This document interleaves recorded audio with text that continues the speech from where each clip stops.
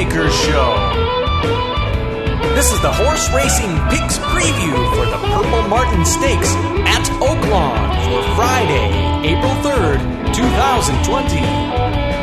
And now, live from Las Vegas, the host of the Betmaker Show, Brian Blessing. All right, folks, we love horse racing, and it's pretty much the only game in town. And we got 4 tracks running on a regular basis in North America. Golden Gate up in San Francisco, Tampa Bay down in Florida, and the 2 will kind of focus on a little bit here on a Saturday, Gulfstream Park down in South Florida, and, of course, Oaklawn in Hot Springs, Arkansas. And it's a great card of racing at Oaklawn. In fact, because of all the cancellations of the Arkansas Derby, they actually moved that to Kentucky Derby Day, the first Saturday in May. But Oaklawn's been able to soldier on and fielding some pretty good cards and some really good wagering opportunities.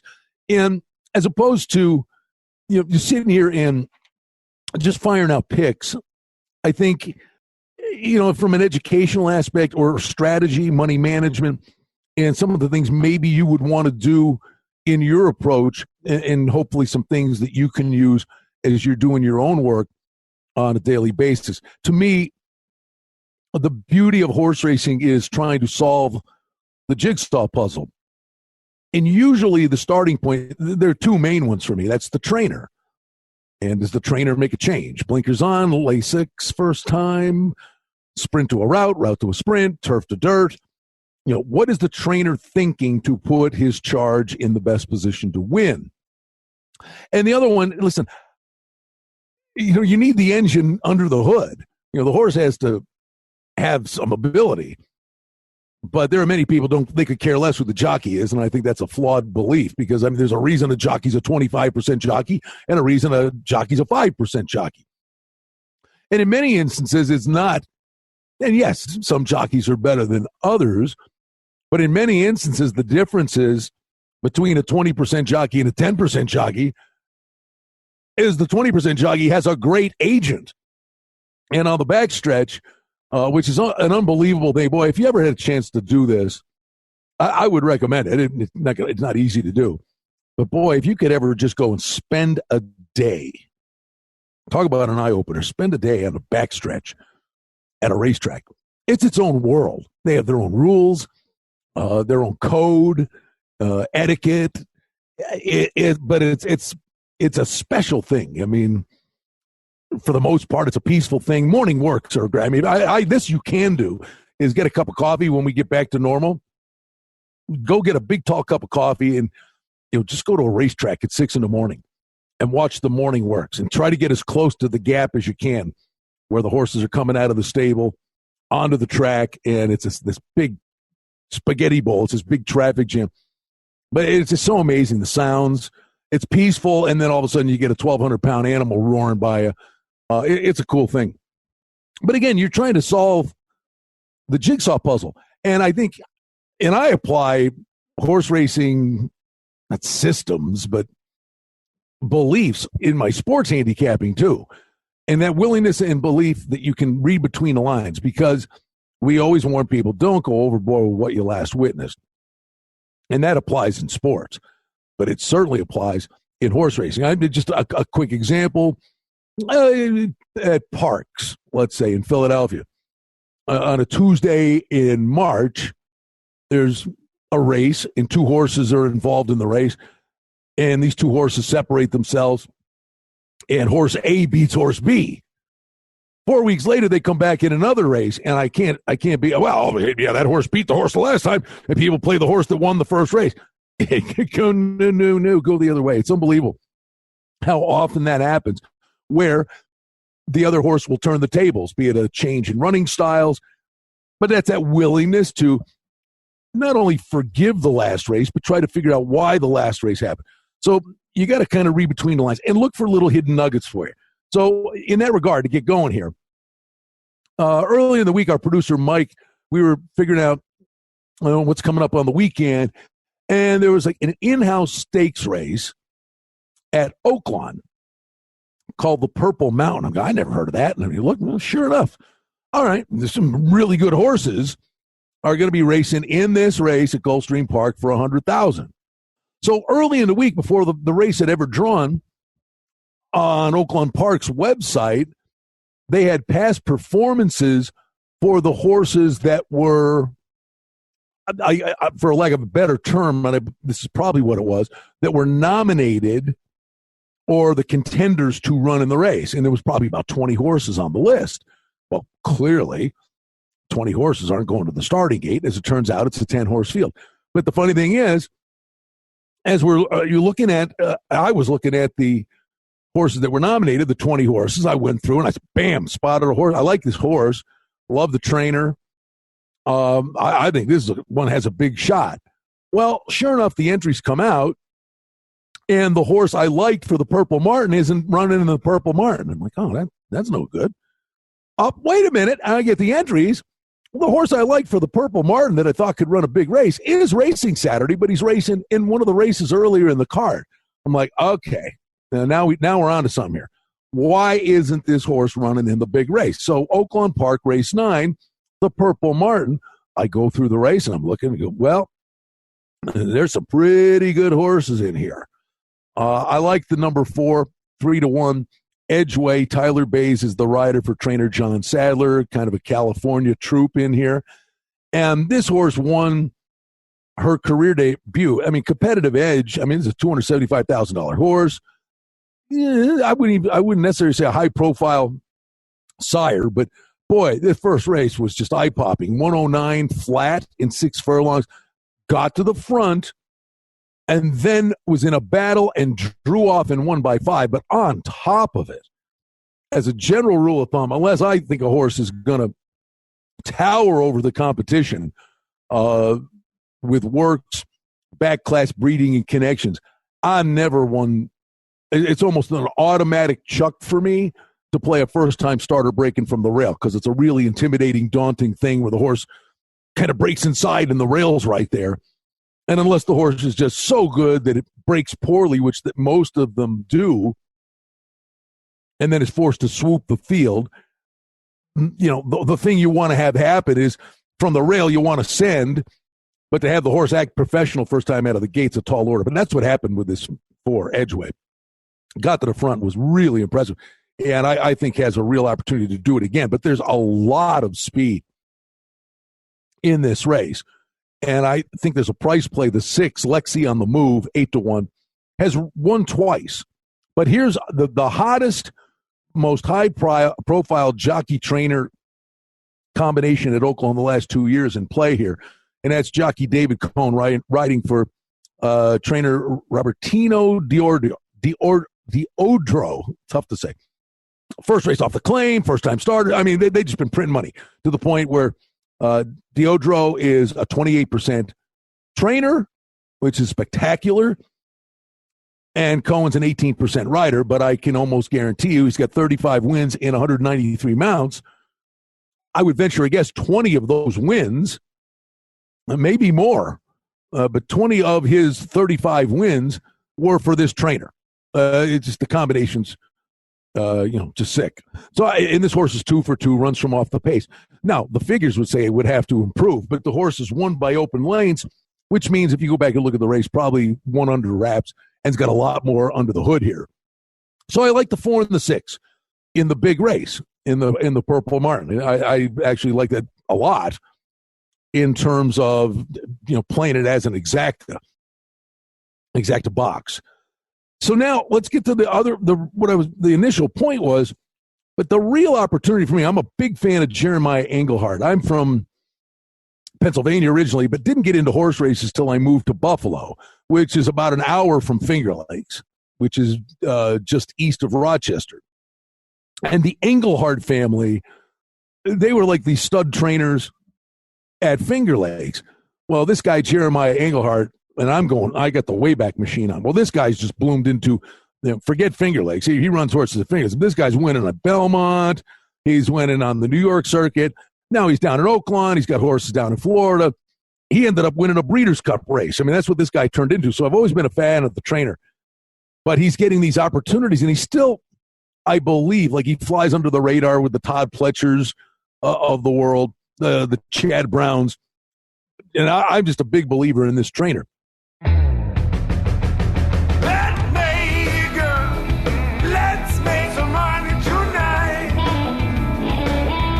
For outstanding information and special offerings and promotions, we invite you and encourage you to sign up for our newsletter today simply by going to the website at betmaker.com. So as I go back to the story that we said, this Purple Martin race, and I'm looking, I like the horse called the number 3, Mariana Ginger. And I thought this horse had a shot in the Purple Martin. Well, they didn't run the horse there. And that's my thing, because the trainer's a smart trainer. He's sitting there, I believe, telling you, instead of running in the $100,000 race, he's likely telling you that he doesn't think he can win that race. There's something in there he doesn't think he can beat, because the horse was nominated for that race, but he opts elsewhere. So the other race, $100,000, if the winning horse gets 60%, you're sitting on a $60,000 payday to win the Purple Martin. But if he doesn't think he can win that race, but he's saying, I'm going to run in the $61,000 race on the undercard and get 60% of that, he's saying, I'm going for the $36,000 that I can make in that race, because I don't believe I can run better than second in the other race. He's sitting there saying, I get a W, I keep a horse in an allowance condition. But he's telling you, he's doing what's best for the horse and what's best for their purse structure in the barn and feeding the horse in races that lie ahead. The horse has done nothing wrong. And the horse could run off the chart here, because one career race, it was back in June at Belmont, and the horse came from off the pace and won. And I think this horse has, and it was a $150,000 in-house stake in New York. I mean, this horse won one career race, won $87,000. But so this horse could be something really good, but he's sitting there saying, I can't beat something in the big race. But he puts him here. Same day. I mean, he's telling you this horse is live, and he's 7-2 morning line. I think that horse in race, forgive me, didn't tell you, it was race 7. He's on the undercard in the same distance, but in an allowance race where he's saying, I think I can scoop the $36,000, where, if I run third in the $100,000 race, I'm not going to make as much. So the trainer's basically telling you, if you went this deep into it, he's telling you, I can win this race. I'm going to make more money. Like, hello, it's like he's shooting flares into the sky, telling you that that's the story. And I do think in that race, I'm betting the win in place, Mariana Ginger. And I did think there was another runner in the race that I thought looked really good. And that was Cardamon. It's another one that's coming off a layoff that has a versatile running style. It's a daughter of Pioneer of the Nile. It's the connections, though. It's trainer Bill Mott, who's really good off long layoffs. So I kind of like that exact in that race. But I try not to be too long-winded there. But, again, each race is a jigsaw puzzle. But sometimes the trainer is telling you that something that could have happened on the same day, but he opts to run somewhere else, is a real opportunity to make a score. I think I'm right, and when we reconvene, we'll see if I was right. My thought process is right. My belief system says I'm right, but a lot of things can happen in a horse race. But I think it's just an interesting discussion to look for stuff like that. And there's another thing, like when you're looking at the racing form, sometimes at the top of their running lines, very rare, it's the exact same premise that we just by happenstance found that situation. But there, at the top of the running lines in the daily racing form, occasionally, and I look for this all the time, if you see a horse and it says also entered, Oaklawn Park race 7, on a different day, it'll actually tell you that the horse was entered in this race, but is also cross-entered in another race. And if the horse scratches in the race you're looking at, make sure you keep tabs of where that horse went, because the trainer made a real defined decision that he thinks he can win the other race. So it's a real little opportunity for you that presents itself. Not a lot, but if you see a horse is cross-entered in other races, Pay attention to that, because those are the kind of things that can make you some money. I'll do one other little deal with you here in terms of money management and betting strategies. And, that's identifying price opportunities and finding a race that you think is wide open. And I think you can go front end, back end, middle legs, but I think you can wrap pick threes around it, because for argument's sake, in race 6 at Gulfstream Park on Saturday, there are 3 horses I'm using in this race, and they're first-time starters. And the one is Bardot, is 2-1. Let me just double-check here real quick. Bardot is a first-time starter, bred by Candy Ride, $97,000 at the breeding shed, for high-profile trainer Todd Pletcher, high-profile jockey, and Louis Saez. So this horse is 2-1 in the morning line. And I look at the race, and the horses that have won previously, and none of them are much to write home about. And then I go to the number 7, Running Girl, is 12-1 morning line. Well, Kathleen O'Connell's a good trainer, but she's a Florida-based trainer. She's not the high-profile national guy like Todd Pletcher, but she's got 18% with horses winning out of the gate in their first race. Good works. Every bit an opportunity to win this race. And the other first-time starter is the number 9, Mayday Info. And this is for trainer Joe Orsino, who's just not been winning at a real big clip, but the works are fine. But I've identified the races, the horses that have run, I just don't think are that good. And the reason I'm including the other 2 horses, first-time starters, Horse could act goofy, never having experience going to the gate, that Todd Pletcher's horse is going to take all the money because it's Todd Pletcher. But the other first-time starters, if they've got ability, there's a lot of real opportunities for that horse to get the best of this one in the first career race. So I think there are play opportunities. I've identified a first-time starter is going to win the race, and I think the 7 Running Girl and the 9 Mayday Info have every bit as good a shot to win as the first-time starter Bardot, but the difference is they are 12-1 and 8-1 respectively, as opposed to the 4 who was 2-1 in the morning line. So in that vein, with pick threes, your way to probably make money on this is to bet into that pick 3. Because if one of those first-time starters at 12-1 or 8-1, if the barn money produces or somebody thinks the horse really live, all of a sudden that horse goes off 3-1. So you're not getting the 12-1 or the 8-1, and it would also diminish. Other people will say, oh, that horse is taking money, so they would include that horse in pick threes, having seen that money's come in on the horse. So the better way to get the true price would be to play pick threes into a race like that.